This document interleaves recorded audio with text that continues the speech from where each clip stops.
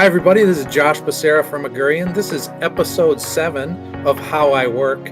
I'm here with Eva Dixon from Kipsu. Thanks for being here, Eva. Yeah, no problem. Thanks for having me. So you've got kind of an interesting history. You jumped into the Minneapolis startup scene pretty much after undergrad. You were like the first employee in a Minnesota-based startup and then went on to work with dozens of other startups and kind of customer success, marketing, and design. And about 5 years ago, you joined Kipsu, right, on their customer success team. Mm-hmm. And a year and a half ago, moved to be the director of marketing. So way to go. And, I've been doing a little bit of reading. I know what Kipsu's all about. Basically, it's a guest and customer relationship messaging software. Looks like you guys predominantly in hospitality, higher ed, shopping centers and airports. But I imagine with COVID and things, some of those different industries have gone up and down. So thanks for being here. I really appreciate it. Yeah, no problem. I'm excited. So one of the things that you and I talked about kind of leading up to this conversation was this idea of integrating sales and marketing teams. And I think you had a really interesting perspective on that. So can you tell us a little bit about how that looks at Kipsu? Yeah, absolutely. So the first thing is that we actually don't have sales or marketing. We have what we call the customer partnership team. So we refer to all of our customers as customer partners because we truly believe in this kind of partner relationship where we work with each individual partner and make sure that our solution is working for them. And with that comes this kind of customer partnership team, which we are all responsible for bringing on new customer partners to the Kipsu world. So what's kind of unique about that is those who are traditionally on kind of a marketing role and those traditionally in a sales role are actually all part of one team who share both staffing and goals and managers and everything else. So we're really integrated all into one kind of ecosystem. Yeah, I think that's awesome because, a lot of times marketing and sales can have like conflicts, or sales can be like, hey, you're not sending us good leads, and marketing's like, well, they're all super qualified. So I think it's just an interesting way to think about marketing and sales for sure.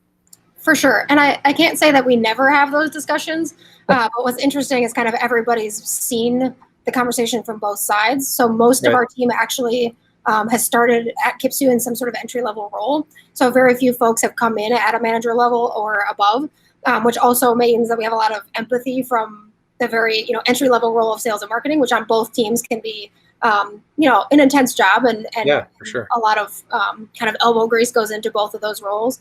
And so I think that's a big piece of it, is that we have all kind of started in the same place and worked our way up. And I think as far as the kind of conversation of like, oh, you gave us leads and, oh, we didn't close them or whatever that looks like, I think generally speaking, what's interesting about our team is that everybody's coming at it from both angles. So we're able to look at that problem and say, yes, we got the leads and no, they didn't close, but what does that look like? Or they're closing, but we're not able to bring in more similar leads. What does that look like? And approach it from a much more kind of 360-degree view. Yeah, I think it's really cool. That's why I thought it was a great first question. For sure.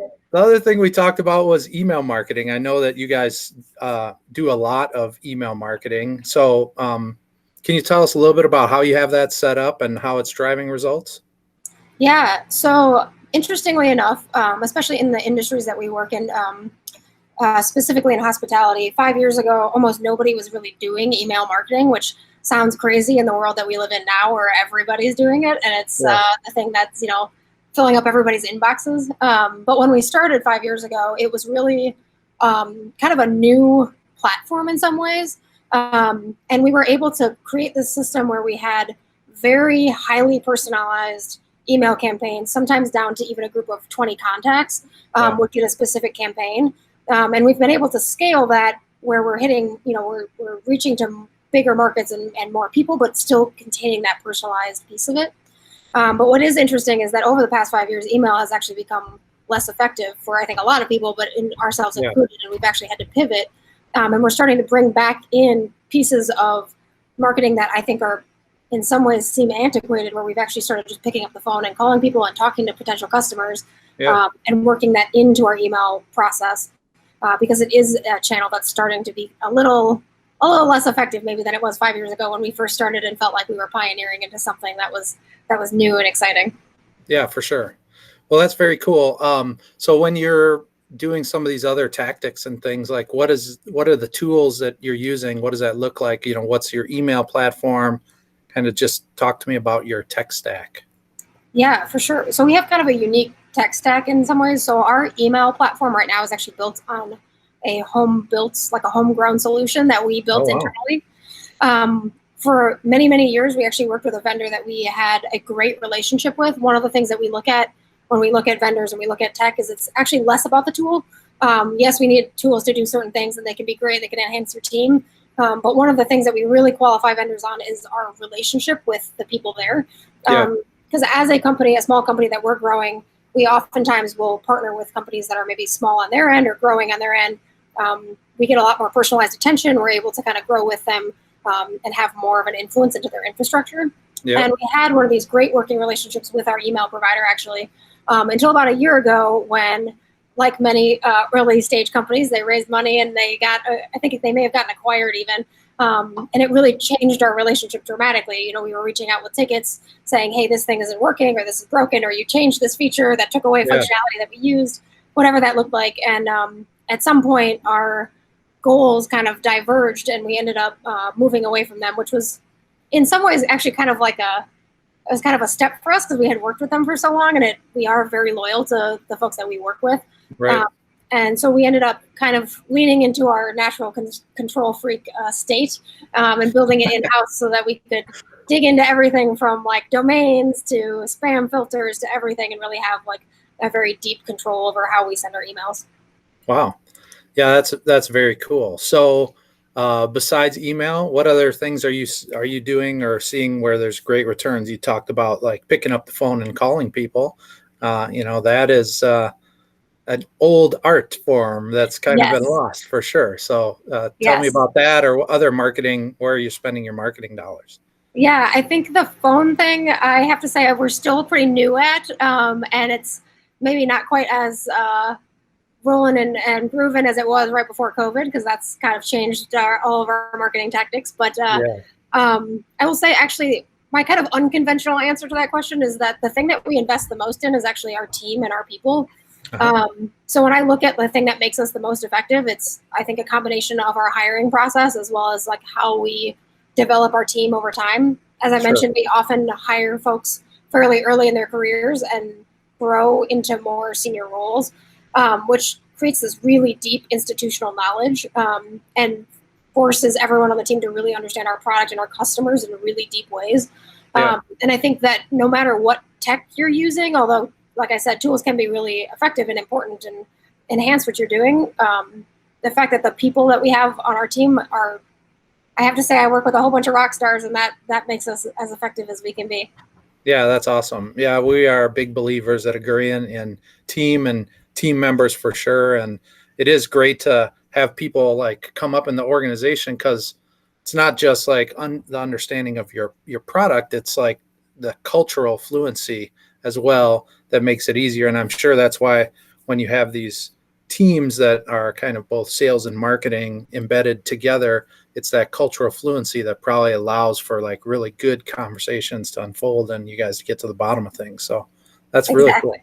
And one of the things that I think that we invest heavily in is our hiring process. So for instance, on our kind of combined customer partnership team, my counterpart on the sales side, we both interview every single person that comes onto our team. We both have to agree that that person fits.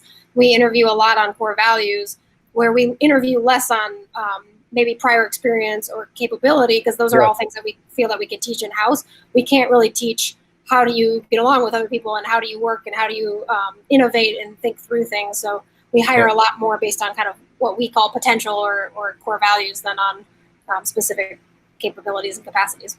Yeah, that's awesome. Super smart. So you mentioned COVID. We're living in kind of a crazy world. So given like today's context, what are you seeing as kind of the biggest challenges that you're facing today? Yeah, it's definitely been a whirlwind the past couple of months. So we, as I mentioned, work predominantly in the hospitality industry, which I know industries all across the globe and all over the place have been impacted by COVID, but hotels in particular have really been hit hard. Obviously, when there was shelter in place right at the beginning, and even now, people are not really traveling. They're not Right. they're not staying in a lot of hotels. I think the CEO of Marriott mentioned that the impacts of COVID were worse than 9/11 and the Great Depression combined.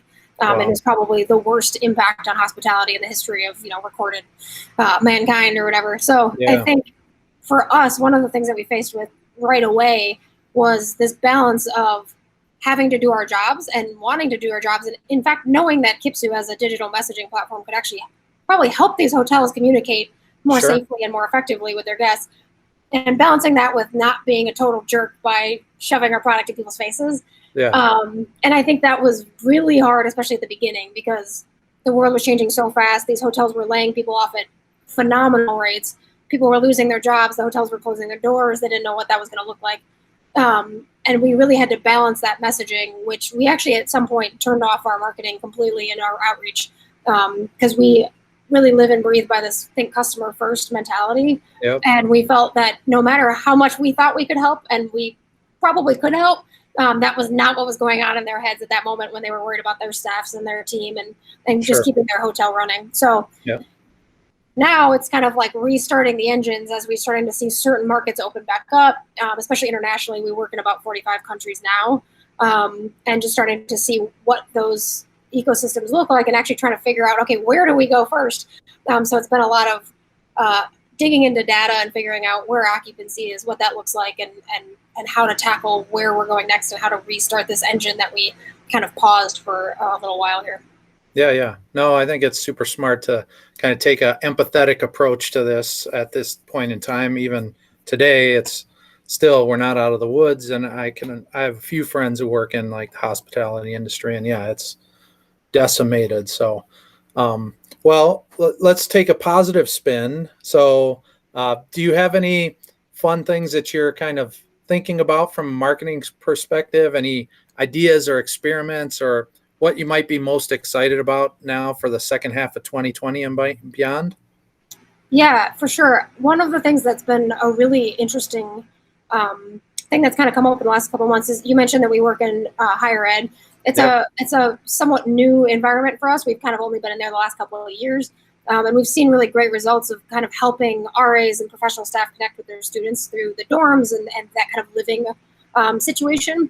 And the interesting thing that's happening right now is all of those institutions have to pivot dramatically based on kind of what's happening with COVID and whether or not students can even be back on campus and what that Sure. looks like if they're not on campus and how they stay in contact. And I think what's really interesting about the opportunity is that these are, institutions that in some ways haven't had to pivot for, 100 years.